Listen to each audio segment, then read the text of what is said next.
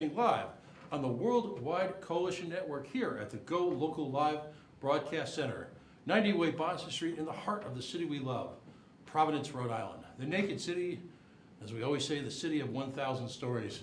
This week may have been perhaps one of the most chaotic political weeks in recent Rhode Island history. We'll deal with a lot of that tonight. Facebook.com/The Coalition Radio, on the mighty Twitter at Coalition_radio. This and all other shows live in perpetuity at our YouTube channel, which is easily referenced from the main staff of our website, coalitionradio.us. And of course, our all apolitical Billionaire Baseball Boys Club Twitter feed at Pawtucket is Home, otherwise known as 38 Stadium. This week, the company that we draw sustenance from, that we broadcast from, Go Local Prov, had a stunning report on the attendance figures, using the coalition air quotes, of your Pawtucket Red Sox baseball club. Well worth the read. We've referenced it right from our Facebook page. You need to read it, you need to take a look at it, because it points to the scam that is underlying all of this. That in fact is this organization, a failing organization, masking its clear dive in revenue and attendance in a desperate Hail Mary last-minute attempt to gain some type of funding to be A, relevant, and B, perhaps recast the Paw Sox in a stadium that will make them money and ultimately cost us a lot of coin. So go to Go Local Prov. We have back-to-back issues tonight. Joining in just a second is a person who has been impressive as a local author, a political philosopher, a lover of liberty. But later on in the show at 6:30, John Zambato from your Yacht Club Bottling Company, talking about the sugary base tax that your General Assembly would like to implement them. At 7 o'clock, we're going to be talking about with people from the Reform Party. You remember them, that giant sucking sound, Ross Perot, Pat Buchanan. Well, they're back and they're bad and they're working at being relevant. We'll spend an hour with them. At 8 o'clock, we're going to talk to Bill Felkner, lover of liberty, integral part of the Hummel Report. He'll be talking about an event later in the week. And then someone new for the first time at the Coalition, Alex Nunes, will join us. A blogger, a political writer, a university professor in communication and journalism. We saw his Twitter feed and his new podcast, slash I should say, vlog site, and we are impressed with both the attention to detail and the wit of some of the subjects that he's covering that are near and dear to our heart. And that, of course, this week I'm talking about is, you ready for this? We've decided as a state to subsidize a multi-billion-dollar defense company on a piece of state property that's, well, already subsidized. Go figure, only in Rhode Island. But joining me live for the first time, via telephone, is someone that I've chatted with remotely for quite a while. Involved deeply in the liberty movement here in the state of Rhode Island, and a principled, I believe, political philosopher and thinker. Of course, I'm talking about Adam Soloman. Adam, welcome to the Coalition. Hey, thank you for having me, Dan. Well, you wrote a book this week, and if I have this right, because I've just started to dive into it, but we wanted to get you on right away, given the political winds of change that are taking place here in Rhode Island. It's called Are We Missing the Mark? It's by Adam Soloman, and we provided a link on the Coalition Facebook page where you can purchase it directly online from Amazon. This is a follow-up, from what I understand, on an essay that you'd written earlier this year that we'd also shared about the issues surrounding guns in schools. Of course, we've got an important reference to what happened in Parkland, Florida. Tell me a little bit about it. Well, first of all, let's start with you. I call you a political philosopher because whenever I read any of your stuff online, you're not one to overpost. You're not out there every minute blathering on about whatever latest pablum is being generated by in the political biosphere. You choose your words wisely and when it's important. So what was your motivation to get involved in political writing, and what was your background as a liberty person? Well, first off, I've been a Democrat, I've been a Republican, and I've seen the errors of both parties, and I became a big Rand Paul supporter and Ron Paul supporter in the past couple of elections, and that really changed my thinking to get out of the left-right political paradigm that we find ourselves in, and really thinking more in terms of, say, the Nolan chart. That also includes authoritarianism and libertarianism, because obviously you can have Democrats who are liberty-loving, you can have Republicans who are very authoritarian, and vice versa. So I kind of draw my experiences from the fact that I've seen things from both sides. And what really got me motivated with the Parkland shooting is the fact that I grew up in New Haven, where my mother was a school teacher in the inner city school systems. And in the mid-'90s, there was actually a gunman who came into the school, ran around in the halls, and was just a couple of feet from my mother. And thank God there was a resource officer there to stop him and get him out of the building really quick. And my mother-in-law, she was a school teacher in the greater Waterbury area back in Connecticut, about 5 miles away from where Sandy Hook took place. And my parents have since retired, moved down to Florida, and my father is currently a member of the Red Cross based out of Fort Lauderdale, and he was actually the first responder at Parkland. Wow.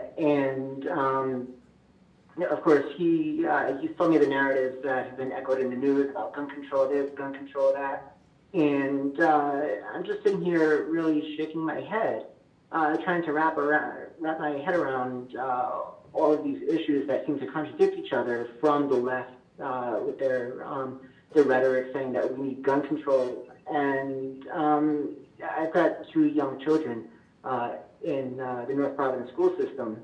And I'm not wondering, how is gun control going to keep them safe when you have Governor Raimondo wanting to post gun-free zone signs in front of every school?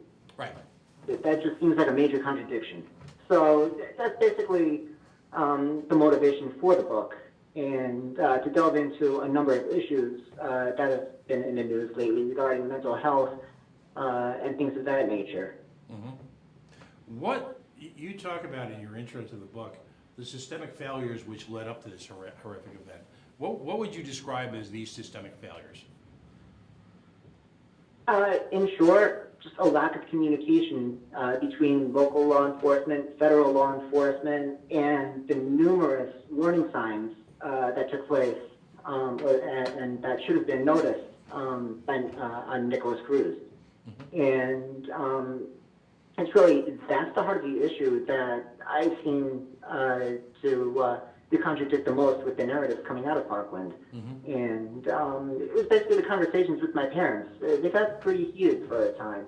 And I just needed a way to vent my frustrations, as well as show that I care about the students, not just in Rhode Island, but across the country, without sounding like this crazy gun fanatic person. And of course, that's the way I'm seen by the liberal left.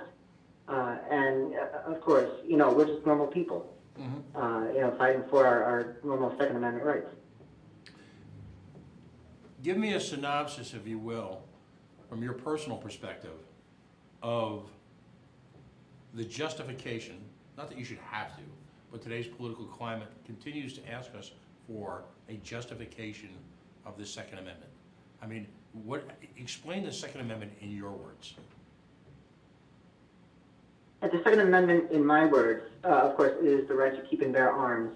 And there's a number of things that can go wrong. Of course, people like to cite tyranny, for one thing, but there's also personal protection that seems to get lost in translation. Mm-hmm. And there's countless instances where people have used guns for personal protection. In addition, they've been a deterrent for criminals. Mm-hmm. Just like putting an alarm sign outside of your house is a deterrent for criminals. knowing that there's a chance of a gun being on premises, the criminal is not going to opt to steal from you or to assault you in any way, shape, or form. Whereas if they see a gun-free zone sign, that's pretty attractive to a person who wants to inflict the most damage they can. Do you believe that Second Amendment rights are granted to you by a government, or are they a natural right? They're a natural right. Explain to folks why. Well, the government can give, and what government gives, they can always take. And unfortunately, we're seeing that right now with the government encroaching on people's rights. In Boulder, Colorado, where they want to take away people's guns just for the fact that they don't like this specific type of gun, the assault weapons, and nobody can even define what an assault weapon is. Rights cannot be given to people, they cannot be taken away from people. Rights are natural, God-given. Mm-hmm. Is the you and I clearly come from a similar space. We revere the Constitution, but the Constitution ultimately is a piece of paper that just affirms that which is given to us at birth, isn't it? That is true, and one thing about the Constitution is it's a living, breathing piece of paper, for lack of a better term, in that it's constantly ratified to reflect the changing times, and the authors of the Constitution chose their words very wisely so that they wouldn't corner themselves in a specific situation. Mm-hmm. So let's then get to the specifics of the government's response. Here in Rhode Island, there was some pretty egregious Second and Fourth Amendment issues with regard to the original quote-unquote red flag laws that were perpetrated, if you will, by state government. There were hearings. Those flaws were exposed for everyone to see, and by a pretty diverse group of people, ranging from the American Civil Liberties Union to the Libertarian Party to a variety of good I'll call it citizens' rights, gun ownership groups here in the state.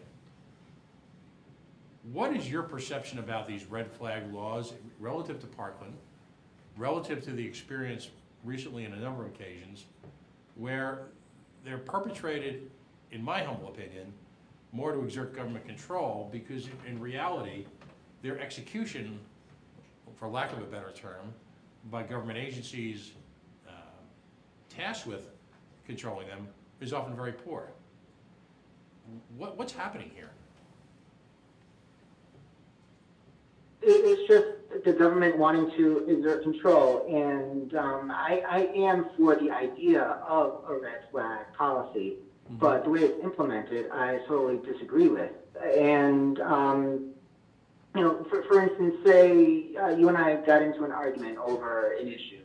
And I could just go to a local police department and say, hey, I don't like, Mr. Ford. He seems a little crazy, and he needs his guns taken away from him.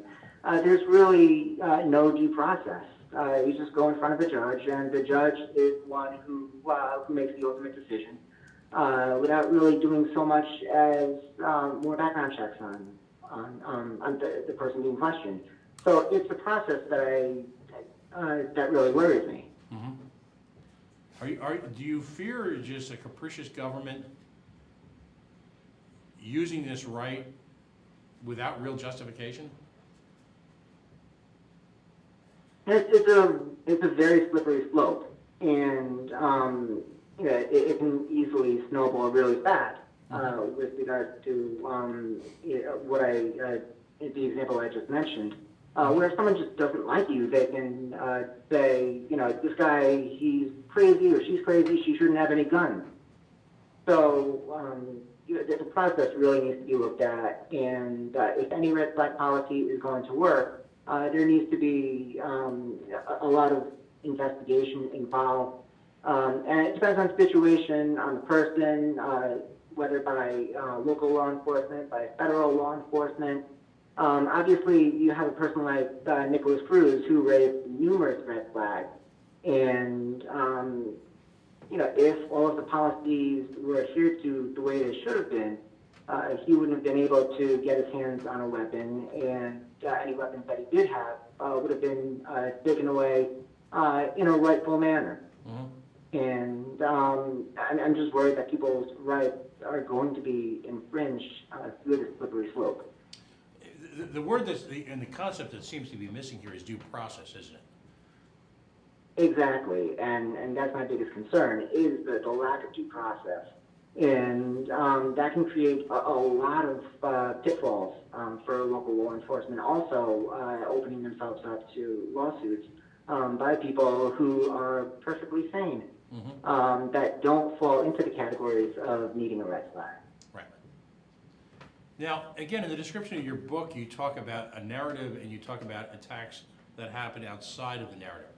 What to you is the current narrative that's being employed?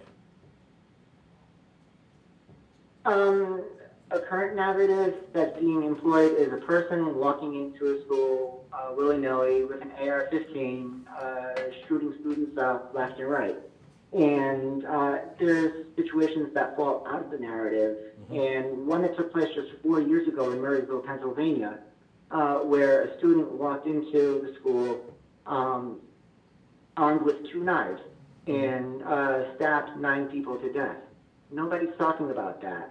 And if we were really to think about school safety, we would think of ways to fix that situation too, such as metal detectors. And in fact, not many people know that knives were found on at least 2 occasions in Marjorie Stoneman Douglas High after the shooting took place. Mm-hmm. So clearly you've got a segment of society which is gun obsessive, despite the fact that there are attacks happening using other mechanisms, using other narratives, using other means, using other stimulus, if you will.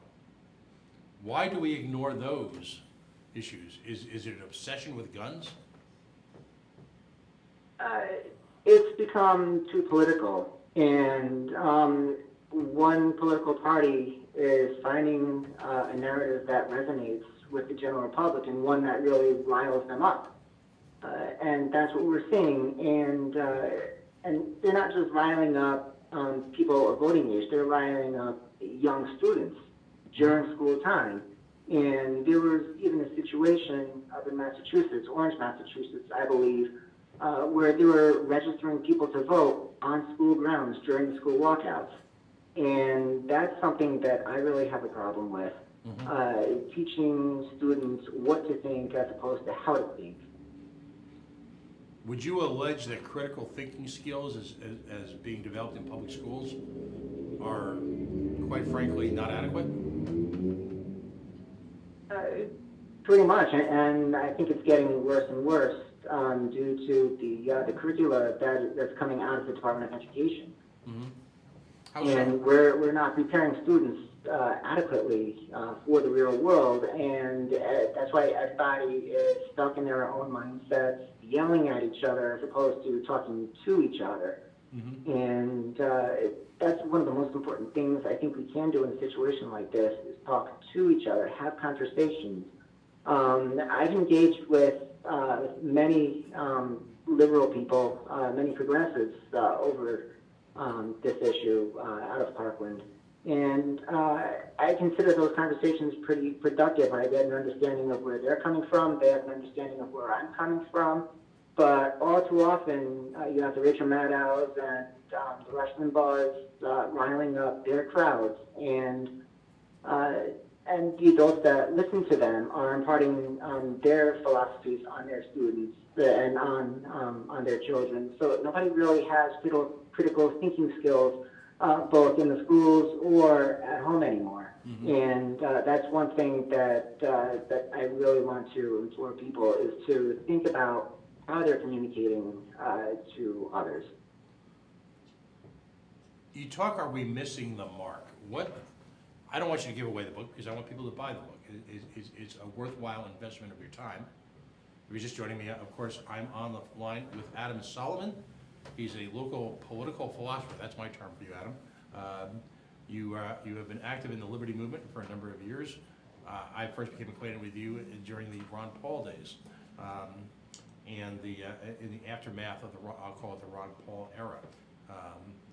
You do manage to go across a number of regimens, disciplines. I guess I would call you a libertarian conservative. You don't seem to toe any one line, but you seem to care deeply and think deeply about it, and to which I give you a great deal of credit. But what if we're missing the mark? What mark are we missing? And give me at least one of your recommendations in the book. Sure. So, of course, we discussed the current narrative of gun control, and it's not just about gun control, it's about school safety. And overall, people seem to be confusing gun control with school safety, and it's just creating a false sense of security. We can pass all the gun legislation we want. That's not going to keep our students safe. So that's probably the main point that we're missing. But we're also talking about mental health issues and giving resources to mental health, treating mental health. But what can we do to stop these issues from even arising in the first place? What's causing all of the anxiety? Why are people taking all of the medication that they're on? Why is the number of students taking these medications increasing at such a rapid rate? Nobody's talking about that aspect of mental health. And if we're going to try to solve mental health issues, we need to solve them at the source, not just putting your Band-Aids on the issue.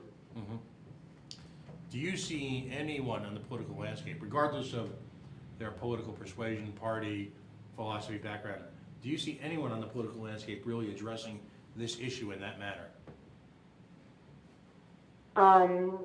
Not really, and that's the sad thing. Everybody seems to be clinging to one political narrative or the other, based on what resonates with their base. But and it's really that way with just about any issue. No politician wants to get to the source, and that would probably present a lot of inconvenient truths, and people don't want to hear inconvenient truths. They want to hear what sounds good or what sounds good in theory. How do we overcome that? I mean, it seems like at this point the media, the mainstream media, is geared towards noise, not solutions. Any ideas? Right. Well, we need to hold our politicians' feet to the fire. We need to hold candidates accountable. And we've gotten so accustomed to voting against a candidate rather than for a candidate. Just look at everybody who voted for Hillary Clinton. They might not have thought she was the best candidate, but they didn't like Donald Trump. So they wanted to vote against Donald Trump. And I know a lot of Donald Trump supporters who don't necessarily like him, but they just didn't want to see Hillary Clinton elected. Right. So we really need to hold our candidates accountable and get better candidates out there. And it starts at the local level.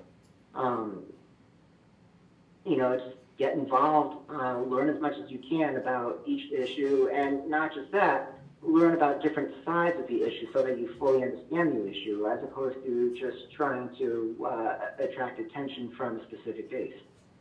Would you recommend, and this is something I ask all the people that I have on this show, people that I consider to be thought leaders, would you recommend a civics requirement at the high school level as a prerequisite to graduation?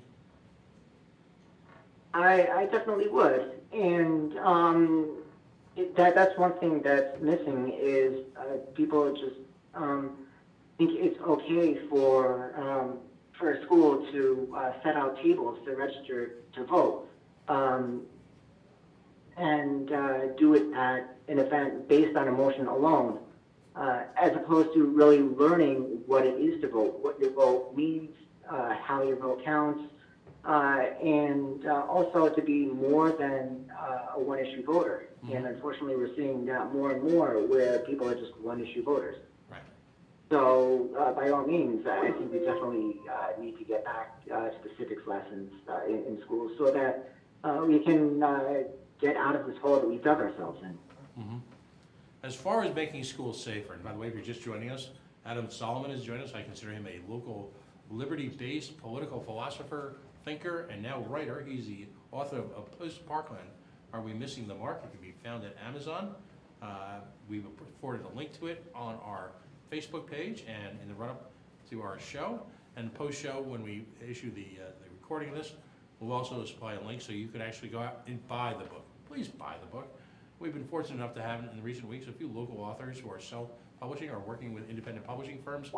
And if we expect or we look to people to provide thought in a provocative, consistent way, then quite frankly, we need to find ways to support them. So buy the damn book. What are your recommendations in our last few minutes to make our schools safer? What needs to happen without giving away all your ideas? Well, what needs to happen is we need to turn the attention back to school safety as opposed to gun control. Mm-hmm. And only then we can focus on ways to keep our students safe and keep neighborhoods safe as well. What I mean by that is you have public squares that are designated gun-free zones, and we need to get out of that mentality that a gun-free zone is a safe zone, because that's just attractive to people who, for lack of a better term, are not in their right mindset and want to inflict the most damage. So that's one thing that we can do. I'm also a big supporter of armed resource officers on school grounds. We've seen what can happen with armed security, armed resource officers in Great Mills, Maryland. Mm-hmm. And that seems to fall off the narratives also because of the way that shooting was stopped. Mm-hmm. And never forget that the Fort Meade shooting appeared, incredibly enough, in a gun-free zone in the heart of a U.S. military base, didn't it? Exactly. In fact, 98% of mass shootings in America took place in a gun-free zone, and that number increases to 100 in Europe. Wow, astonishing. Well, we only had a few minutes tonight. I look forward to having you come in studio in the near future, because this is simply an issue that's not going to go away, and we need smart people to continue to filter the noise that's coming out of so many of our political campaigns as we enter perhaps one of the most tumultuous midterm political seasons, and I think yours in my lifetime. So I want to thank you for taking the time to come in via the miracle of the telephone. The book again is Post Parkland, Are We Missing the Mark? It's by Adam Soloman. You can find him at Amazon.com. Just simply Google that title, Post Parkland, Are We Missing the Mark? It's worth a read.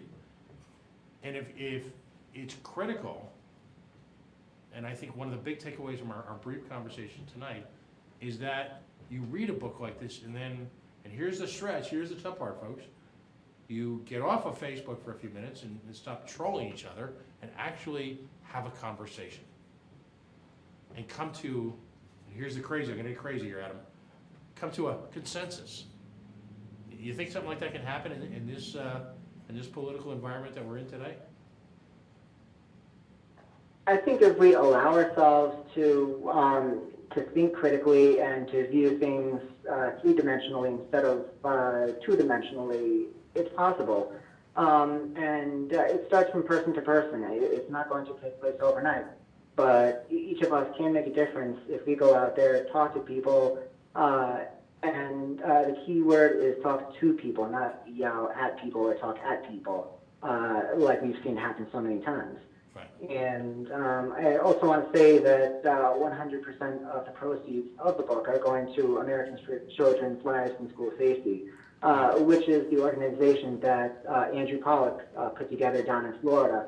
Mm-hmm. And, of course, his daughter Meadow was one of those killed in Parkland. Well, that's outstanding. Again, another testament to your civic contribution. Adam, thank you so much for taking the time to join us on such short notice. We look forward to the book's success, and I look forward to, and I hope you'll come into the studio soon so we can continue the conversation. Yeah, I look forward to coming in, and thank you for having me. All right, folks, again, Adam Soloman, he is local liberty lover, thinker, philosopher, writer. Are We Missing the Mark? Post Parkland at Amazon.com. We'll post that link again onto our Facebook page. Folks, we're going to take a very quick break. Waiting on the wings is John Zambato. Of course, he is one of the members of the Zambato clan who owns the Yacht Club Bottling Works. And he's got a very important message. He'll be joining us next week, but he's taking a few minutes time tonight to answer some questions, I believe, about a very dangerous tax that's coming on board. Folks, we're going to take a very quick break and get him on the line right away. Stay tuned. We'll be right back.